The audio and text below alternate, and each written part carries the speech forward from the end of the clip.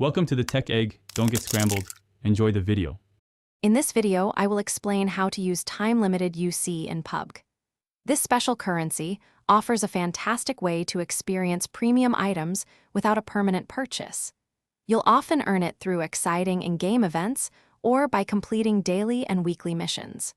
Remember, it has an expiration date, so planning your purchases is key to getting the most out of every single unit you acquire. Once you have time-limited UC, head straight to the in-game shop. You'll find dedicated sections where this currency is accepted, often highlighted clearly. This is your chance to grab those cool outfits, weapon skins, or even vehicle finishes you've been eyeing. Keep an eye out for special crates and lucky spins too, as they sometimes offer exclusive items for a limited time. To truly maximize your time-limited UC, think strategically. Focus on items that offer the best temporary value, perhaps a rare outfit or a powerful weapon skin that significantly changes your in-game look. Always compare the duration of different items. Some might last for 7 days, while others could be available for 30 days. Saving up for a more impactful temporary purchase can often be more rewarding than many small ones.